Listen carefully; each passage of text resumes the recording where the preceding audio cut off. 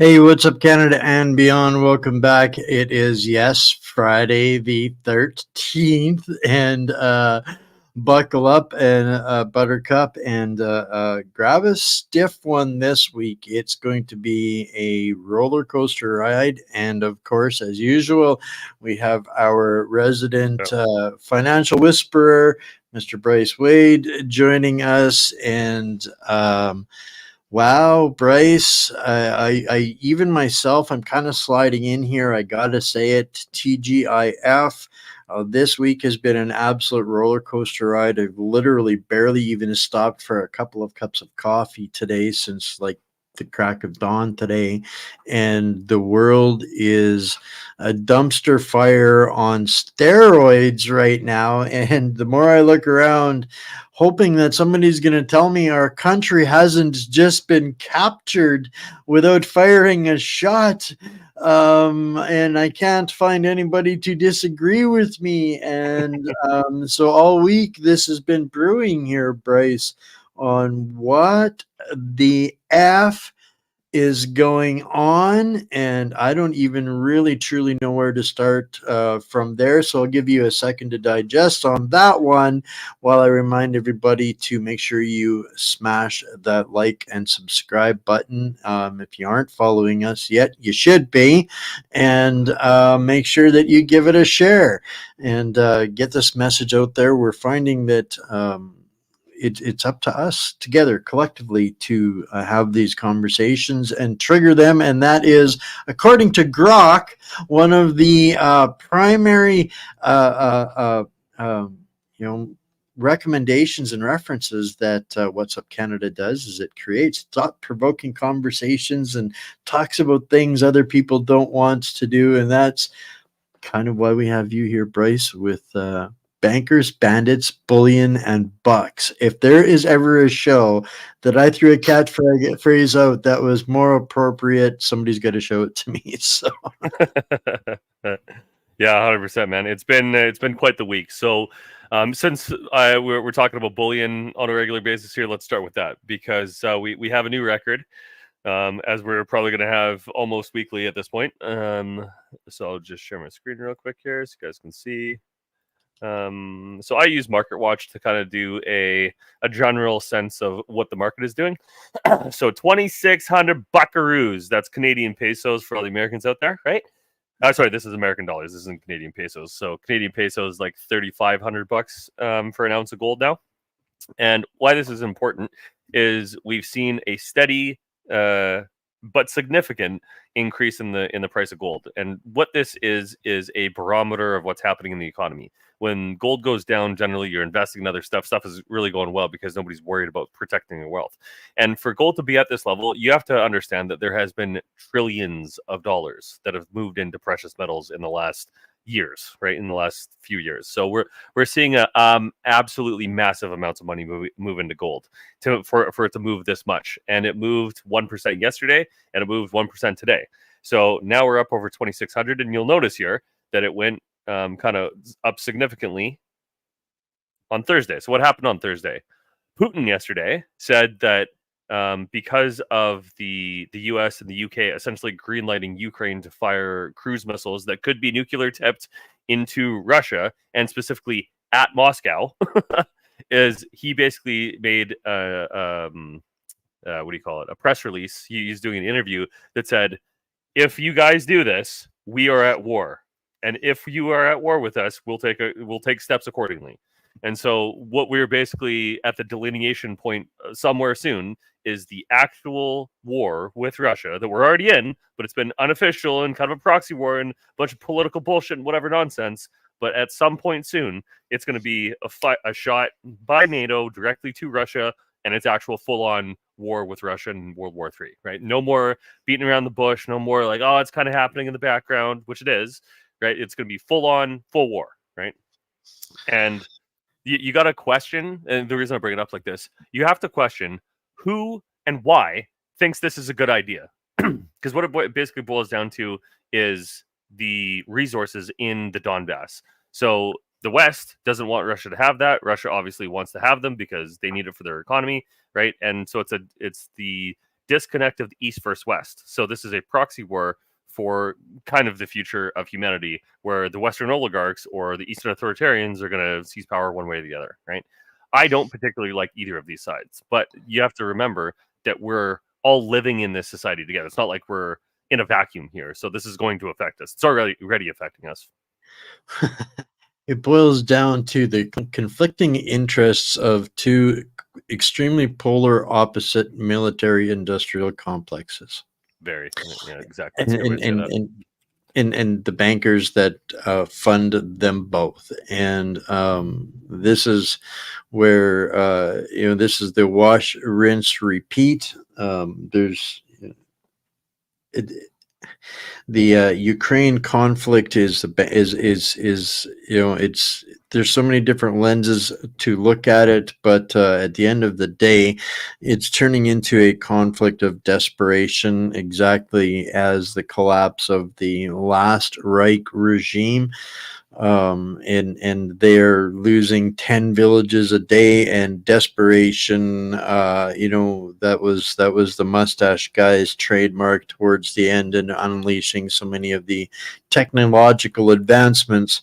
But the world really isn't having it. They don't want to do this anymore over there. There's other conflicts that are brewing up, and Germany's economy is collapsing. There's so many other factors in there, between Italy and Hungary and the other nations that don't want to play these reindeer games. It is coming down to absolutely nations are choosing their sides, and it's not going in the globalists' favor right now, or who we identify as a globalist favor. So this escalation to war and conflict is what they do every time they start to lose control of the unwieldy people. So none of this is really a surprise and a shock. And the precious metals markets skyrocketing, that's to be expected. That's what the smart people are doing. They're taking their money, turning in their paper money, their monopoly money, and turning into something that'll still be worth something after the collapse and the rebuild. And I saw a comment in here a little bit ago that even the CBC is starting to admit that it's collapsing, right? And none of this should be shocking news to everybody.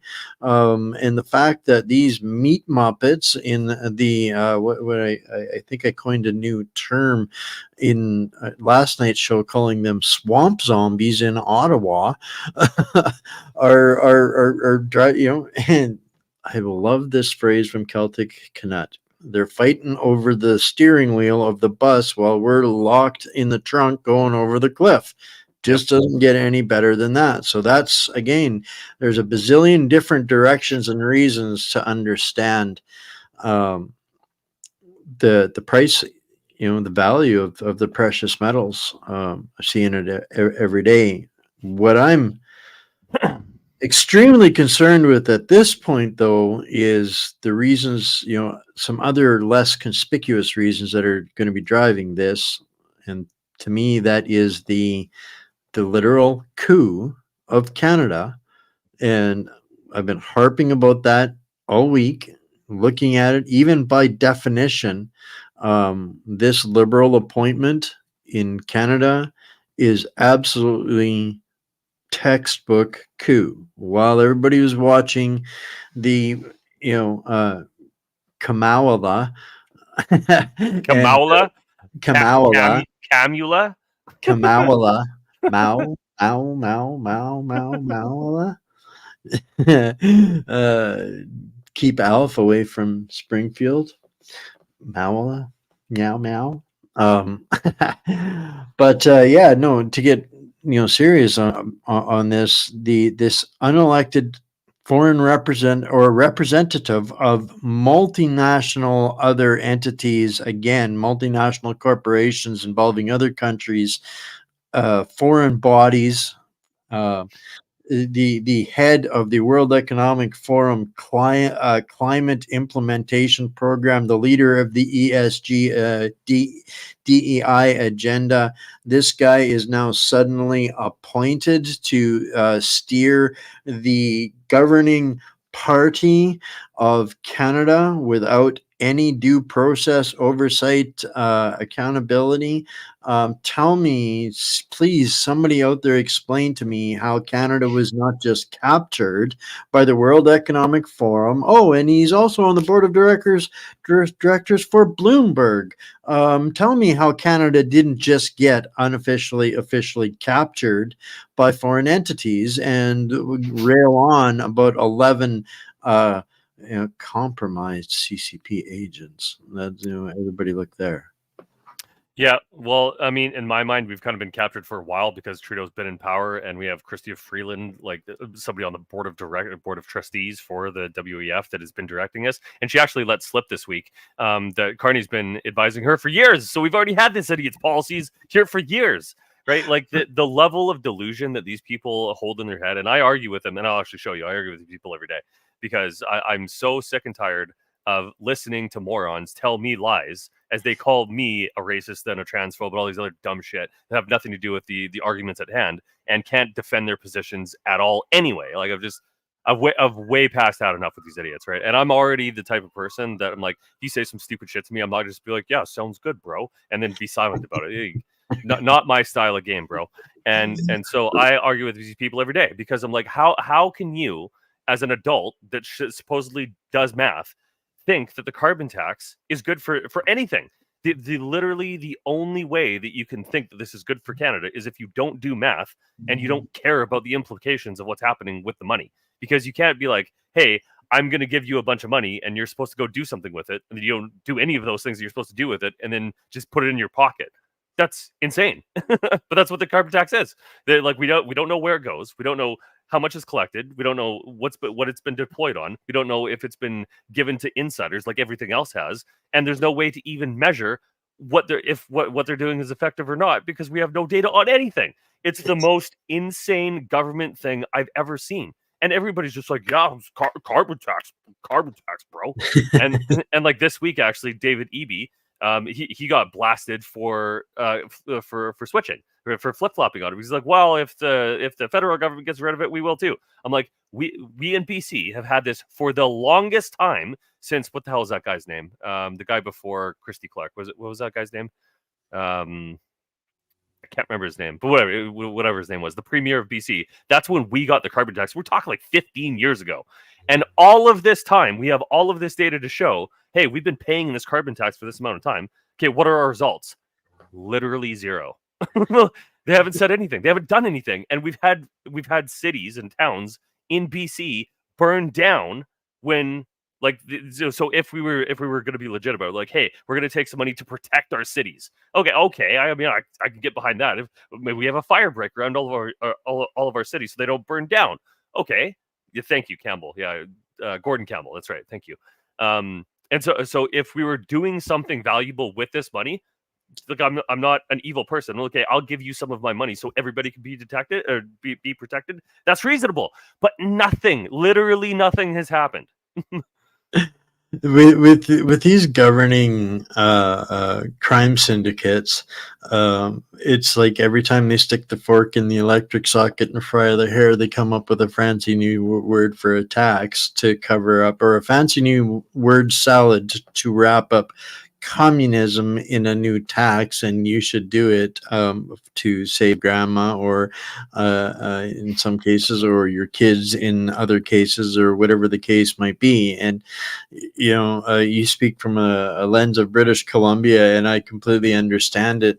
We were the first ones to in the West to understand that Canada was a communist country when it came down to the equalization penalty that the first Trudeau orchestrated on Canada, which was straight up communism, and they've been. And I never put that together back in the day. But now it's clear as day because I see it everywhere now.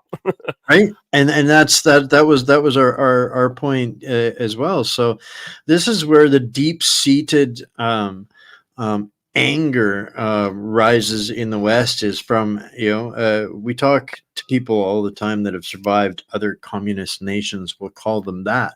They've escaped the East without wrapping it up exactly as you said, and understanding that just thanks to word salad programming, they've gotten away with it here for a very, very long time. But now this has crept into where people are starting to understand that same level of controlling and taxation or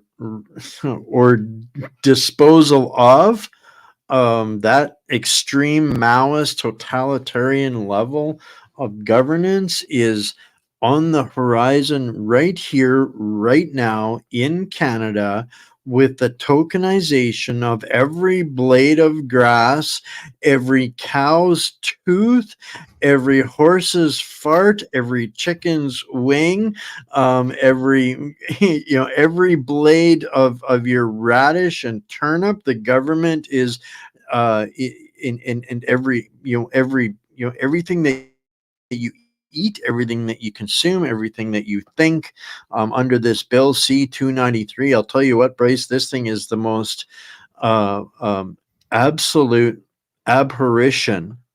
I don't know, what a better word for it on Friday the 13th could be.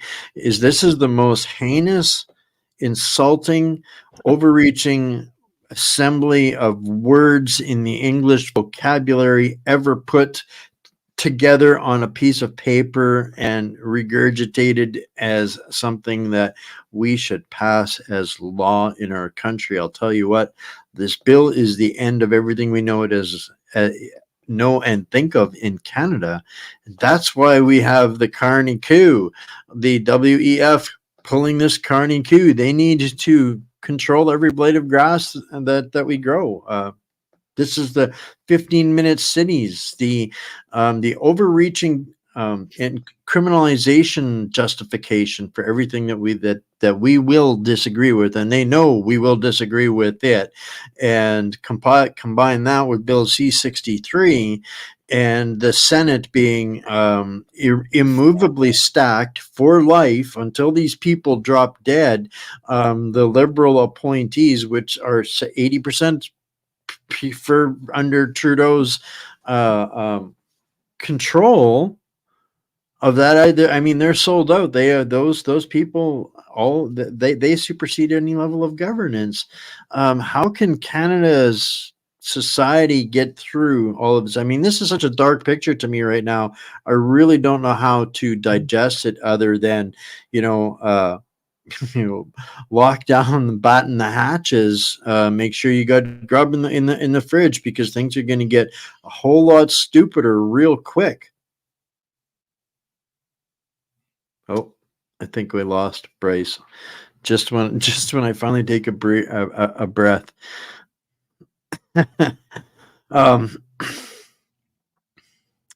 It's absolute insanity. So at this point, without intervening on Bill C-293 right now, Bill C-293. Actually, I've got something pulled up for that. It's a great time for Bryce to reboot. Guys, this is something that there's a collective of people that are working together upon. They've assembled this overnight. The most influential people in this side of the political, I mean, the people that are really fighting the battle of resistance against all of this that we've been describing, are working together to make this one website, this one link, go absolutely burn it down viral. I'm going to pull it up and drop it into the chats as well, so everybody can get a copy and a paste on this, because this link makes it literally a 30-second process to find your senator that represents whatever region you're in. It'll pull it up. It'll fill in the blanks for you. It'll give you a template email that you can adjust it. You can use it in a different way if you want. But you can literally send a message off, an email off to your representative senator. And you're going to be seeing and hearing a lot of people talking about a lot of this. There's an event happening on the 17th to address a lot of this. So get plugged in to this. This is something that Canada needs and can make an impact on. I can tell you, I got an update this morning on this, and in one afternoon there was 43,000 emails sent to the senators through this one-click politics link. Not saying that's going to change the world. We can do this multiple times and reword it, use it, get plugged into it. They need to know in no uncertain terms that this is a serious problem. And here's why I am pushing this. Welcome back, and just in time for me to finish up talking about this magic tool, this one-click politics tool that literally lets you send to find out who your representative senator is and send them where's the 2 and the 4 and the bears shit and the buckwheat on what you think about Bill C-293, which is this evil, attempted perpetration against us by this traitorous government. At this point is the only way to describe it. Every last one of them. That's a whole other conversation, but this is something that Canadians can get ahead of. We got 43,000 signatures or emails sent to senators in one afternoon by putting a push through on this. And we need to keep pushing and collectively keep pushing. And I can promise you that right now is the time to keep pushing, because they're actually listening, guys. From all of the inside water cooler talk that I get to hear from the wins of these politicians, polititutes. There's got to be a way to combine. Polistitutes, yeah. They're actually, their noses are in the wind because they're seeking the endorsement. What's popular? What's going to go viral? What do they need to attach their wagons to? And we're going to start hearing a whole lot more pushback against the encroachment of the WEF and the international banking, i.e., Mark Carney, and we're going to see our quote unquote candidates addressing things that we would have never heard out of their mouths 6 months ago.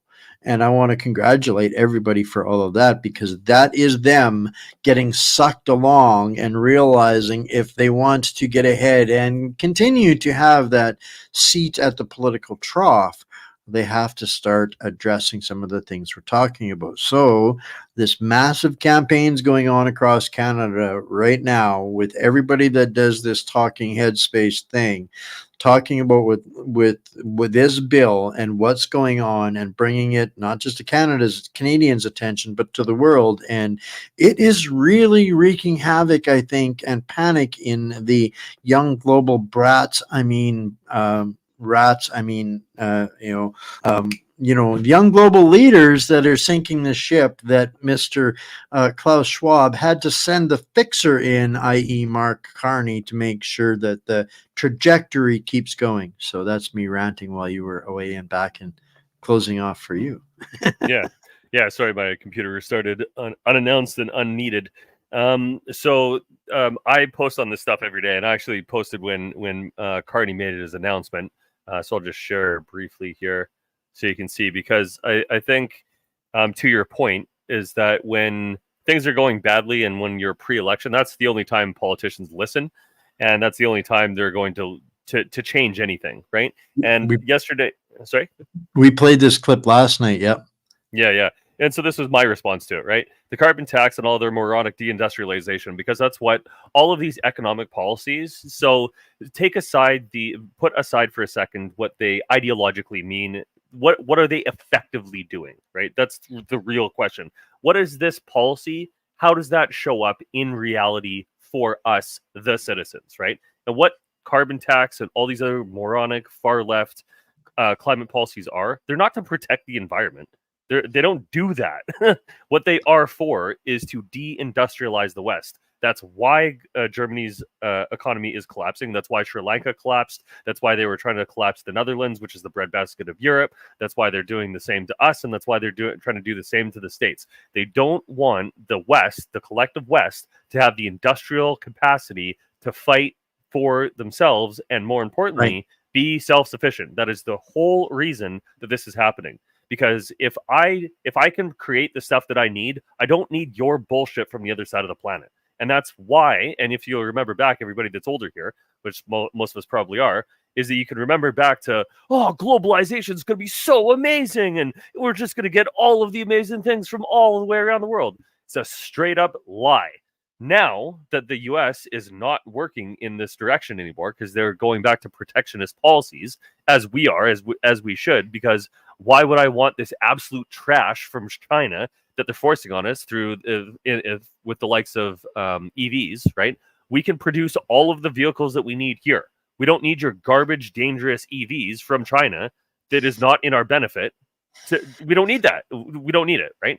And so free trade was this idea that you can rip open all of the barriers all across the world so everybody can trade everywhere, right? But what that allowed to happen is that, oh, well, if I don't need my factory here and I don't need to pay you at $20 an hour, I can go to the other side of the planet and pay them $2 an hour or whatever, right?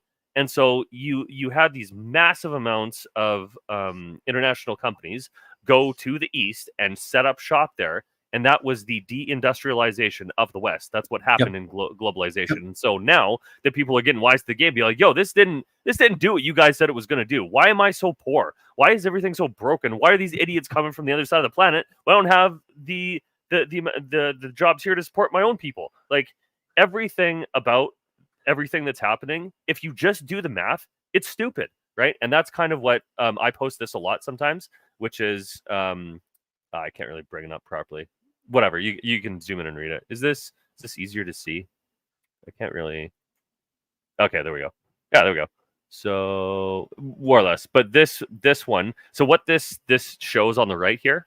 Maybe there's a better way that I can post this. Click on the picture and it'll go full screen. Yeah, but I can't zoom in. You're gonna get this thing's so dumb. Like, I'm trying to zoom in, frickin' Twitter. But anyways, so what this is essentially showing is that 40% of the amount of money that this person paid for their energy for a month was frickin' carbon tax. That's unbelievably stupid that anybody can make even make the argument that this is good for our society. This is stupid, and it's mathematically illiterate if you believe that this is good.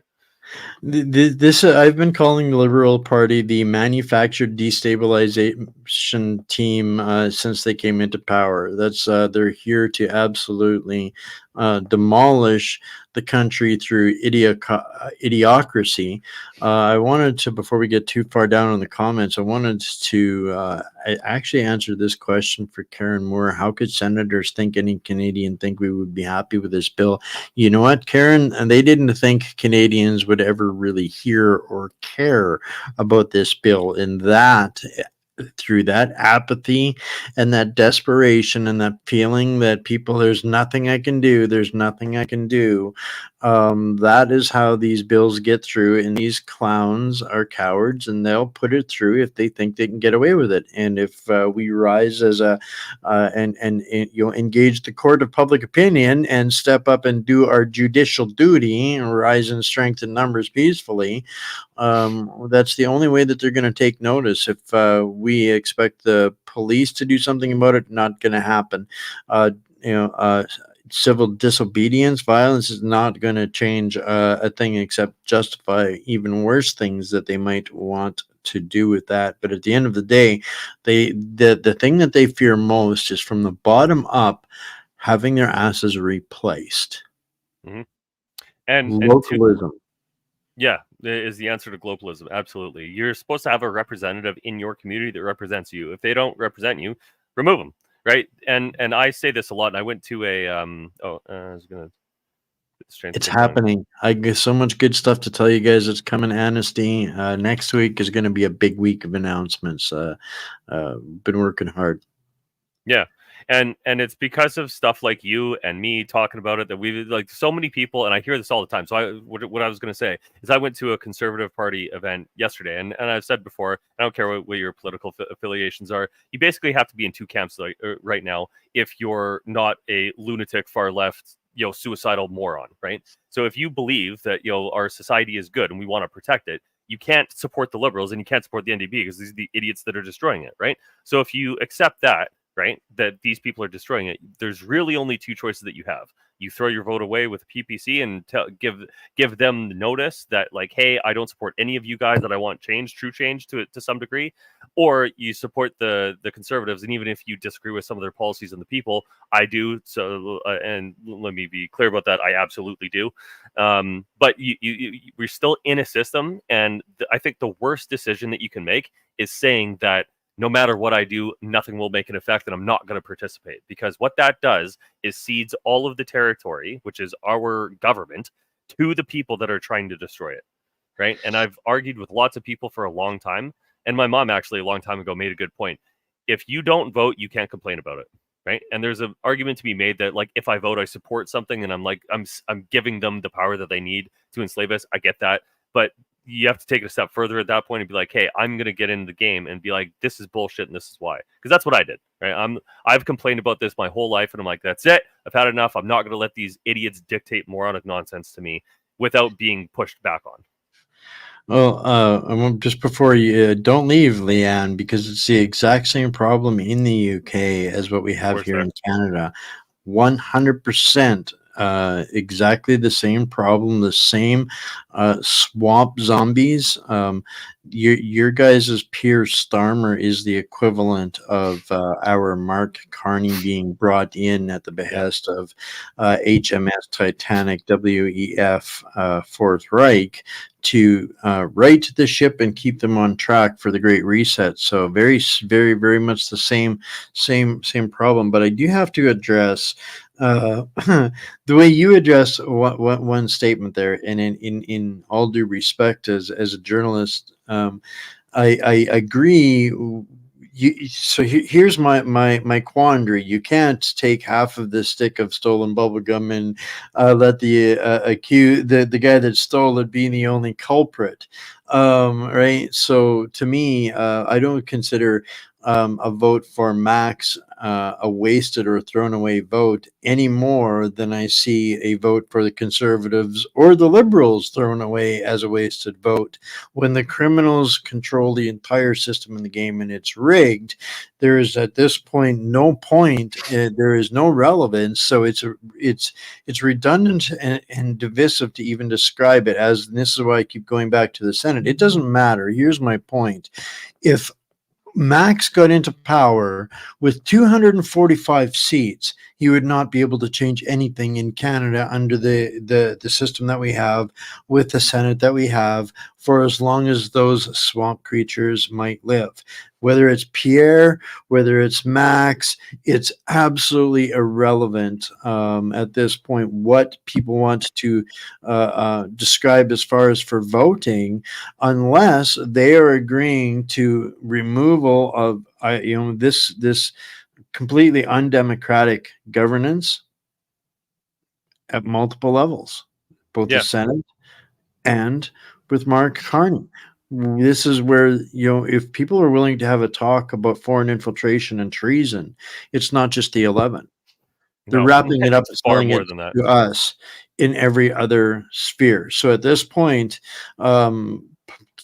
talking about voting or electorate, to me is an entirely wasted discussion at this point. We need to be forcing these people, if they want our vote, doesn't matter which side, they need to start saying the right thing is, do you want a sovereign, a de jure, a lawful Canada, or do you want to keep playing criminal games and complaining about it, how much suffering is enough? And this is where they're eating themselves to the point where the parties themselves are collapsing.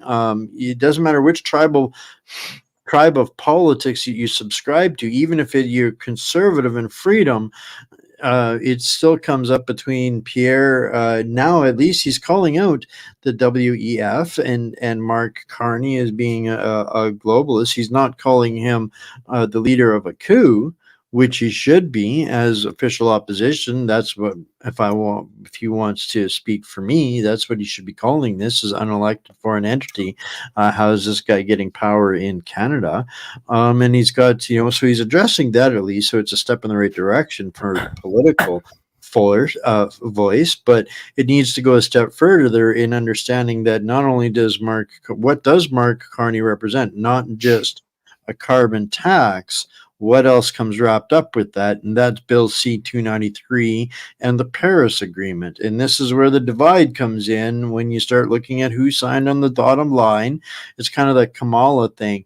I'll fix it day one. Well, wait a minute. You've signed on to shit for the last 10 years. Are you going to fix that shit that you signed on to too? Yeah. This is what we need to talk about. So if they want our vote wasted in any direction, well, that's if we're going to hold our feet to the fire with real meaningful questions. That's what so at this point, voting to me is it's popcorn.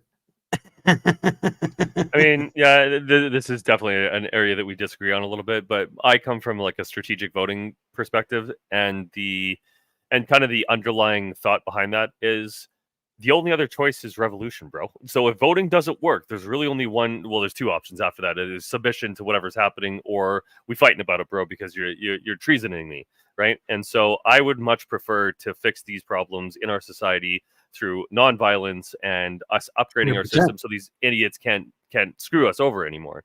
But to your point, is that going to happen for that perspective? I don't know. But I think if we don't take the action to try, that's literally our failure, right? The reason that we are in this position is because we as a society and all of the individuals that live within it failed in our civic duty to hold our leaders accountable and make sure they can't steal it from us and destroy our civilization.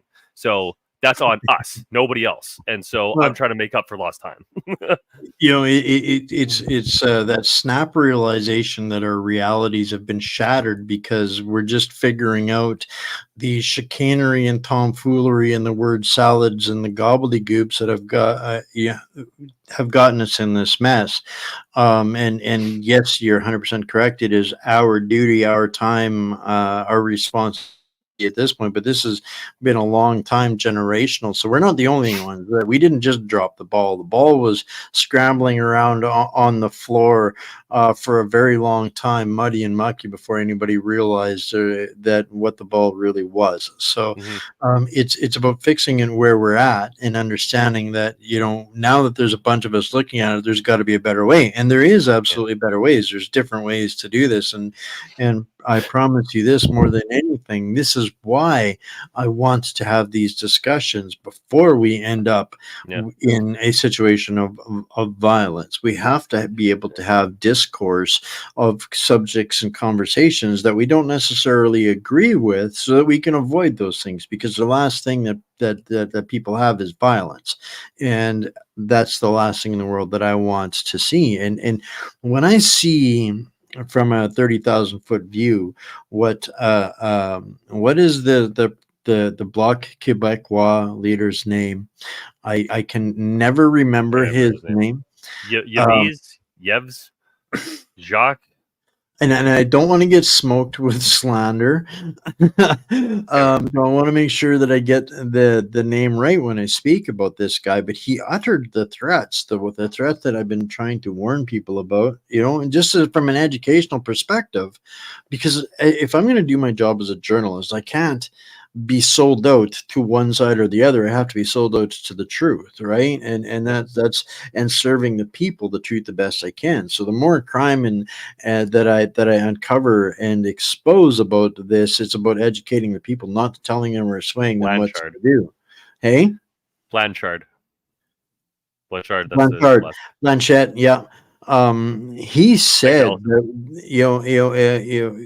he's been kind of a periphery player, watching the other dogs eat themselves before he jumps into the fight here now. And and what a place to hop in. He's like, hey, you guys have destroyed yourselves. Hey, hold my beer. Well, What an idiot, man. well, yes and no, but it comes down to you've got some of these other provinces saying you can't do this. Why do they even have representation in the House? All of these things, this new migrant dispersion, this human dumping program that Trudeau has just announced, all of these people to all of these provinces, those people are coming out of Quebec and Ontario to get dumped into the rest of Canada. Why? Is this something that Blanchette has been, yanking the chain on Trudeau? Get some of them out of here. So now all of a sudden, but here's the point that I'm trying to make. Why does this keep happening? Why has this been happening since the 80s and the 90s, where when every time the Quebec government brings up the word separation, they get whatever they want when it benefits Quebec? And that was the threat, the underlying threat of Blanchette's press statement when he announced that he would prop up the Liberals if it supported the Bloc Québécois interests. They have no political allegiance, but if it supports our interests, then we will go with it. If not, we will seek our own path.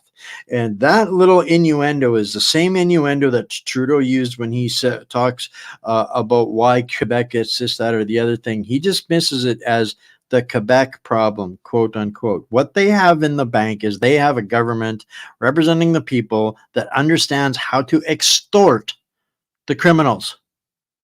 They are the better, meaner, badder criminals on the syndicate block in Ottawa right now, and they have got the liberal crime syndicate by the short hairs saying we will unplug this whole thing and shoot for our own sovereignty and chart our own path, and you guys can deal with the mess that's left behind if Trudeau doesn't give them what they want. This is the reality, the very lowest common denominator based description of what is happening in that swamp zombie land called Ottawa right now. And so we're seeing this wash, rinse, repeat again. And so this is disturbing, and I think it's going to backfire on all of them if we're all, at the end of the day, why we have to understand, how to make it backfire peacefully is to start asking them some of the better questions, and they have to address this, and that's what it boils down to. They just know how to extort Ottawa and whoever's in power, and they've been doing it for since Chrétien, Mr. Saggy Lip, and all Way the way before back. that, bro, they've been doing it for the longest. We're a part of Right? the Canada is one of the premier parts of the And oligarchy in the world. So we've been in the game a and long time. it's nobody. This is the part about this why I think it's important to talk about this is because Canadians are going to get blindsided if that should happen. Yeah. And too many of them don't know. Too many of them Or don't know. support it because they're so dumb can't do math, bro. That's the worst part. There's all of these people that are like, yo, I want these policies that are going to destroy my life and family in future, and I'm happy about it. They're just overjoyed with how amazing Trudeau did and is doing. Like, hey, look, all of the amazing things that he did. Oh, like what? Oh, we got dental care now. As everything has doubled and the economy is dying, and they've imported 3 to 5 million people in the last 4 years. These people are insane. Like, and the reason that I use such stark terms now is because they are doing the same thing by anybody that says is against the narrative, conspiracy theory, racist, bigot, blah blah blah, all these dumb stupid things. Like, there's a great saying that I love that's like the people lying shouldn't be talking when their lies can be exposed with the truth, right? And everything that these idiots say is not true. It's you're not doing a good job. You're not working for us. You're not accomplishing what you say you're going to accomplish, and you're actively trying to destroy our civilization and society. There is no planet, well, this one right now, but there is no planet in reality that the people that are wise to that game are going to know or sorry, accept what that is. Like, that's just it's not gonna happen. But where they have won for this long is because they have been able to hide their bullshit for so long, and more importantly, they've been able to censor the people that are actually speaking up and out, right? And that time is coming to a close. assuming that we can stay on the internet and C63 doesn't go through. Because if it does go through, we'll be very much like England, and we're kind of screwed in my book at that point. But up until that point, we've still got the ability to speak up, speak out, and tell them to get bent. So that's what I'm doing. And that's exactly how I define living free. And so there's different ways of looking at it. People can, try to affect change by working with their captors, or be the perpetual pain in the ass, the Steve McQueen, the Great Escape, how, here, hold my beer, ways of trying to deal with the foreign capture of our country. And that's kind of me. I'm the here, hold my beer, I will take you on, beat me down, go ahead, I'll get back up again. Because I understand exactly that it's a war. And yes, Doug, it is kind of our fault for doing, for being in this situation, by accepting it and not questioning it enough.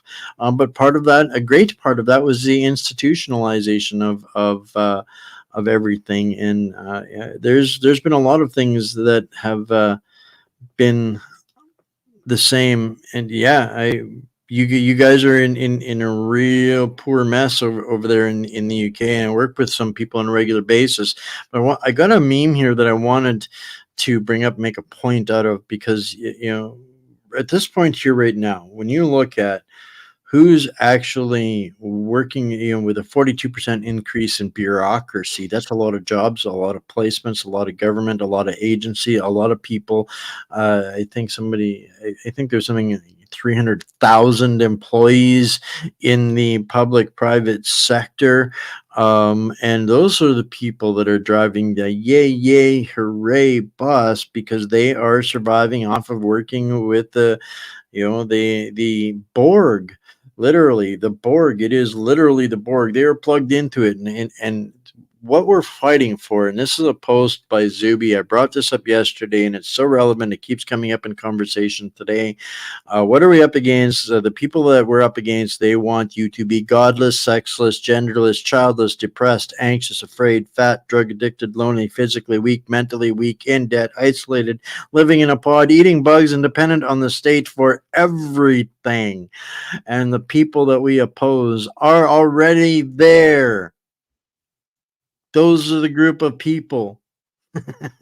Yeah. And this meme kind of goes along with that. Is like, this is how they're getting people to vote in favor of communism, because it's been rebranded and repackaged, right? Anybody that says DEI, anybody that says equity, anybody that says equality of outcome, that is communism. That is what communism is, and that is what communism means, is that no matter where you start, you end up in the same place. And where they want us to all end up is a slave. Which is what everybody turns into in a communist dictatorship, just like China.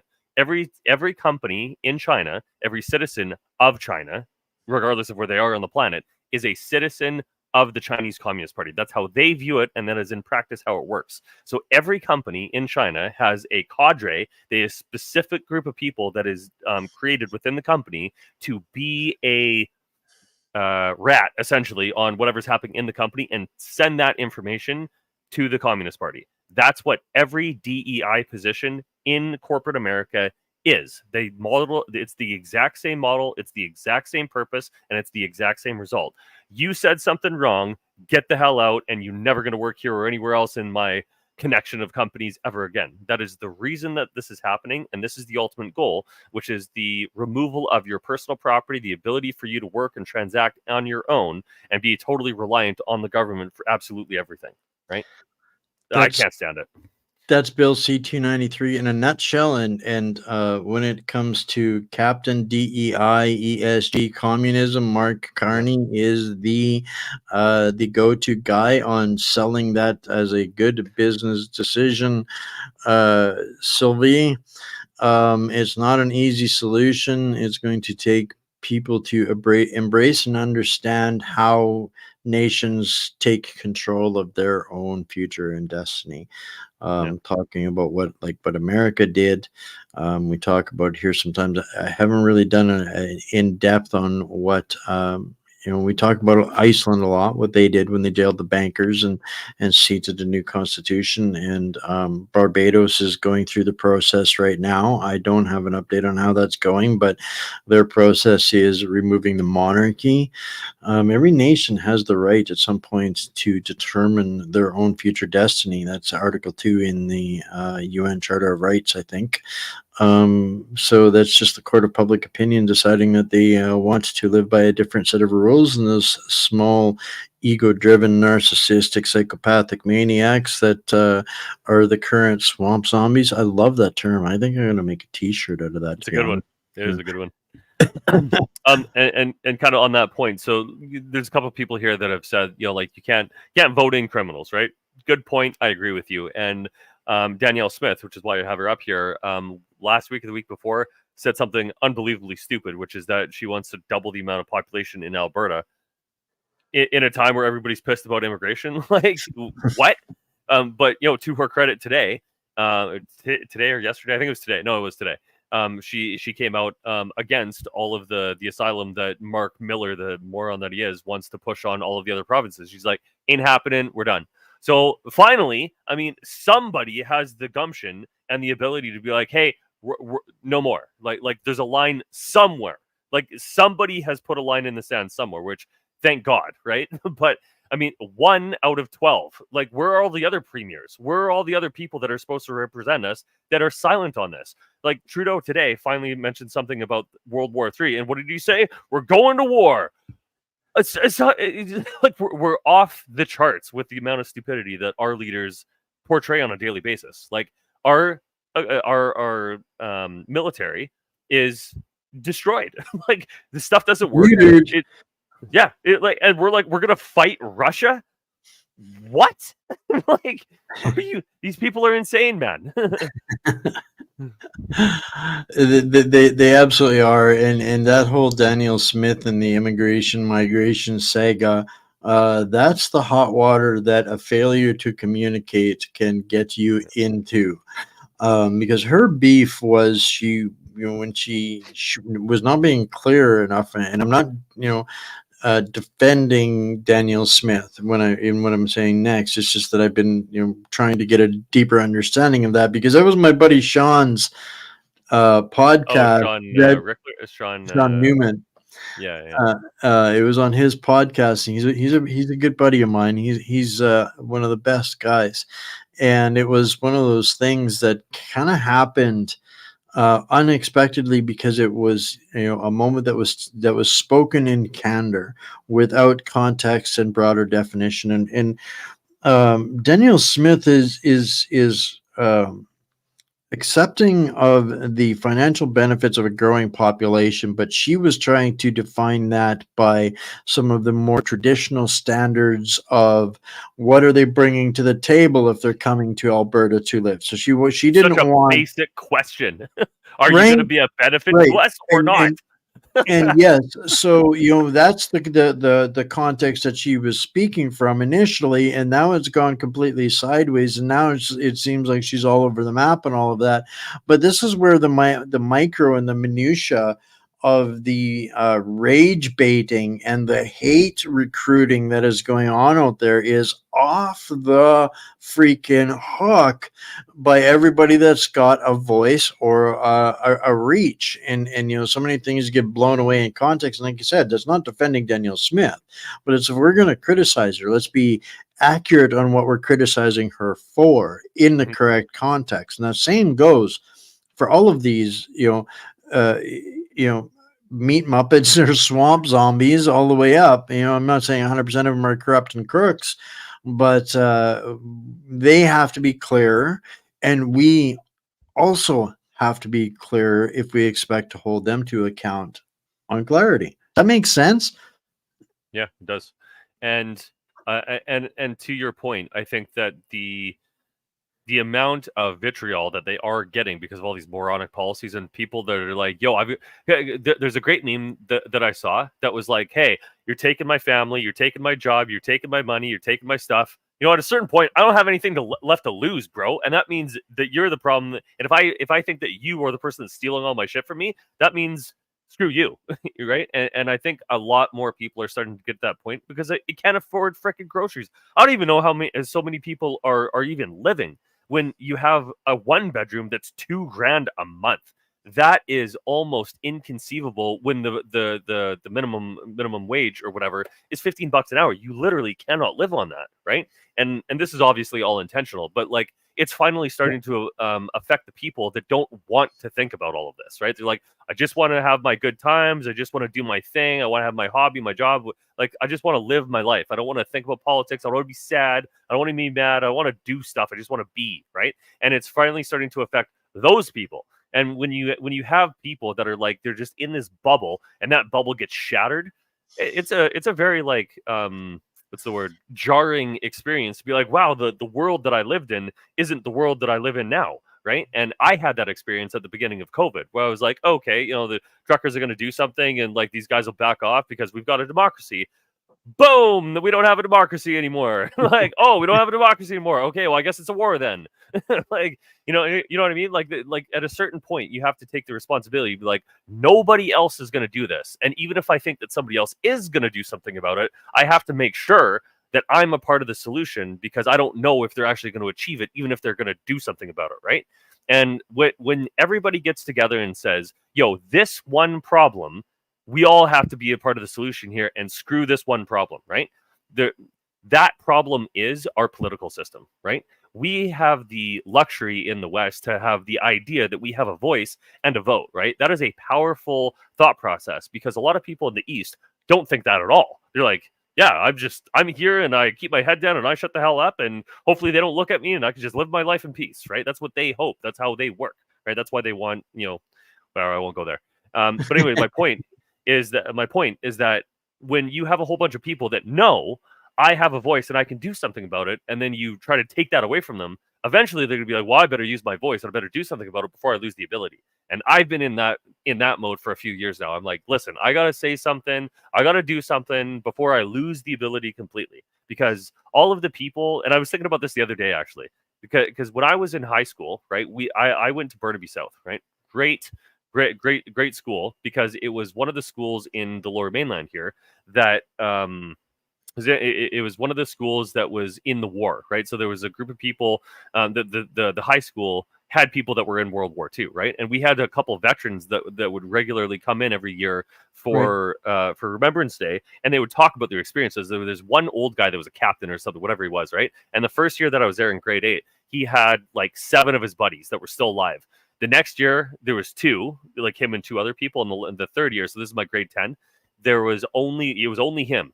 And he gave the most moving speech that I've ever seen because he was like, he basically had the sheet and he threw it away and just went off script. And he's like, you can't do this. Like, it's me and my friends died for this. Like, he just went off basically, and he was not invited back after that. Yeah, and I think he died a couple years later. But what he was telling us as kids, it was like, war is the worst thing imaginable. You lose everything that you care about. You lose all of the progress that we've made, and you have the risk of losing your life and your future completely. So if you're gonna do that, you better care about. You better be fighting for something that matters. And we're getting to the point, right, where everybody's going to start fighting for their family because you just cannot live in this broken society if it's stealing everything from you. Like 66% capital gains and like our carbon tax, all this other dumb shit that they're doing. At a certain point, people are just going to be like, that's it. And my true worry, my one real fear is that we reach that point before people identify and agree on what the actual problem is and who's doing it to us, right? Because most of us here know that it's the oligarchs, the idiots, and the communists that are trying to destroy the West, right? Most people don't understand that. They're just like, hey, why is everything not working anymore, man? Like, I used to be doing pretty good. Why is everything so screwed up now? And they're looking around. They don't know, right? It's literally mob wars. We just think of what mobs as like Al Capone and the old syndicate. That's what we think mob and mafia or, the AHA, that kind of thing. That's not it at all.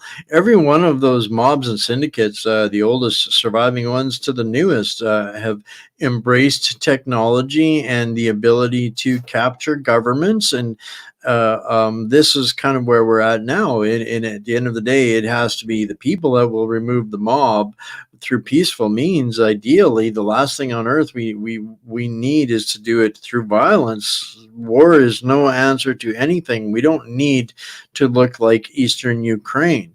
We don't. Well, And that's ultimately what will happen if we don't get in front of these guys. But people that have to understand the power that we genuinely have. And by doing that, it's going to, small victories. That's why I want to keep coming back to this. Whether you believe in the system or not, this is something that we can continually gauge, grow, and have we, the people, have the voice and the say over, where in one afternoon we got 43,000 emails sent to the senators. Everything is in there. It takes you less than 30 seconds to do this. This is a way that we get to find our lowest common denominator. Find one damn thing. Understand what Bill C-293 is, and that means you're going to be eating crickets. And it's going to means you're going to be eating them sooner than later. And so will your kids and your grandkids and your great-grandkids forever after. This is a major problem. Get informed, get involved, get plugged in, find 3 people. We should be able to turn something like this, and this is the significance of behind this. If we want these people that are in the public space to start singing our tune before we get to the election, this is the number one way where we can do that. This is where we can find our voice of the people and find one thing at a time, one baby step at a time, to rally and rail and adjourn for this little bit of responsibility. Take this little bit of responsibility, fill in a few damn blanks, and you'll figure it out. When you figure out how easy it is, you can do it every day, and you can change it up, and you can add to it. You can change the letter within it. You can adapt to it. But the beautiful part of it is it pulls up the people that you need to be speaking directly to, and there's no cost except 30 seconds of your damn time. Well, this is how we take our damn country back, one little bite at a time. That's the alternative is everybody wants to stamp that big red easy button, the magic silver bullet. That there is no such thing. We don't live in a Marvel comic book universe, and nobody's coming to save us. No government and no government official is going to come to save us. They might promise us something if we lean enough on them, and this is one way to learn how to do that. As and get organized without us and taking it over from the bottom up, replacing it. It's not going to. We're going to keep down the criminal de facto path. Yeah, and you can bring up my screen for a sec because this will kind of be my final thoughts because we're up against the hour here. Love that dream.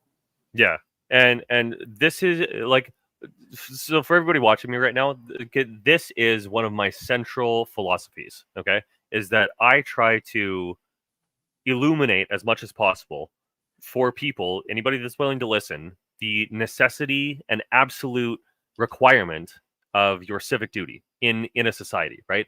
All of human civilization, regardless of how, where, when, what language, literally does not matter. This is relevant and the same for everyone, everywhere, all the time, right? If you are in a community, you have a responsibility and a duty to be a part of it and protect it, because what you do affects where that community goes, right? All of the decisions that you make today puts you down a path that you're going to end up somewhere tomorrow. And this idea, and kind of the universal idea in my mind, that you have to work with other people to achieve goals, that's the only way that we as a civilization, as a community, as a species, has ever advanced. You cannot do anything alone. You literally, it doesn't work because you're too small. But the actions that you take absolutely have an effect on the world around you. So the smallest thing, right, can still be a powerful thing if a lot of people do it at the same time, right? And these pictures that I show, and I post these a lot on Twitter as well, when the time presents itself, this is what everybody needs to get into the mode of. I am part of a community somewhere, anywhere, right? Go find the people in your community that are agree. I'm pissed. I want change. Somebody in your community agrees with you. Now, other people in your community are also idiots and don't know what the hell is happening and support Justin Trudeau. That's fine. They're not in the majority. they're just brainwashed, right? And when enough people get together and say, yo, this is where we're going now. This is what we're doing now. This idiot over here is lying to us. Over. That's what will make the change. That's the only thing that will make the change. I when I was talking there just before pulling this meme up, this was the one that was in my mind, because with 105 senators getting 43,000 emails from us in one afternoon through this, that is 100% guaranteed exactly how they felt. Yeah. In one afternoon, we made them feel like they thought they were the big sharks, trust Justin Trudeau's for life appointees. Yeah, well, guess what, Mr. Great White Shark Senator? We are coming to scrap Bill 293. We're not going to talk about accountability or any of that other thing about this yet, but this is a great one, guys. Get ourselves plugged in, get trained. This is only one practice tool run that you can engage in right now. And we talk about it all the time. We can be the most educated people on the planet. If you don't combine some action and a little bit of courage with that, you're only going to be an educated corpse along with the rest of the carbon they're going to reduce. So this is kind of a great way right now here in Canada. Sorry, Leonard, your comments are coming through. Yeah, I can see them. Absolutely. And yes, we're bringing awareness, at least having hard conversations, getting people thinking, and at least giving them a micro baby step to cover through it. That bill covers so much. So I got to give you guys a little bit of, I'm going to leave this up for a second and tell you a quick story about how big I messed up today, and a huge apology for everybody out there. So the bill, you're right, Cadbury is so much a 2-hour show with her going through it and talking about it is on order. And I did actually go through a 2-hour press conference today outlining this from an internationally cooperative organization, and I went to publish it and realized that there was no audio in the recording. So one of the most crucial press conferences I've been a part of in some time, and it seems like I wasn't the only one that had audio issues with the recording. So between the group of us that were there, we're struggling to get an audio recording of this press conference. So I'm not sure what we're going to do about that. We may have to have a do-over, which might be appropriate because there's enough people that need to know and get on board and understanding with that. So yes, me babbling and rambling like an idiot. Did I miss anything, Bryce? Well, there's so much out there. We missed the time where we'd be here for a year and we'd still miss stuff. True story. Final thoughts, I guess, guys. Things are escalating. I heard somebody, we say this all the time. I've had to add to the old adage that says, "What an interesting time to be alive." The more intelligent you are, my adding to that is the more painful it becomes through the interesting times. So tally ho, friends, patriots, warriors, prisoners, hostages, with whatever battle and fight you are fighting out there. Get plugged in and keep the community fires burning. Love you all. Stay mighty. Stay free. Live free. Live with love and freedom and joy and passion, and fight the good fight with a smile on your face, because there is absolutely nothing that melts them faster than that. All right, guys. We'll see you again on Monday. Got some really massive interviews coming up next week. We'll see you all then. All right. Bye for now. In times of global instability, soaring inflation and massive debt, gold and silver have proven to be unshakable pillars of wealth. New World Precious Metals, based in Calgary, Canada, is a leading international brokerage. We offer an easy, secure and cost-effective platform for investing in gold and silver, including our international wholesale program and registered retirement savings accounts. Protect your money outside traditional banking with our physical precious metals, privately vaulted outside the banking system, at secure, insured exchanges worldwide. Gold and silver have been trusted assets for generations, with current projections indicating high returns. And with unprecedented demand from governments, banks, and investors, there are now shortages. Precious metals thrive during inflation, geopolitical instability, and currency devaluation. Sound familiar? Now is the time to invest in gold and silver, whether in your international investment account or by transferring registered retirement savings accounts. Experience the security of physical precious metals, combining the safety of physical assets with the flexibility of being like your own bank, offering instant liquidity and a financed line of credit. With precious metals on the rise, don't miss this generational opportunity to protect your wealth. At New World Precious Metals, we ensure your wealth meets its potential. Contact us today and our personal brokers will guide you every step of the way.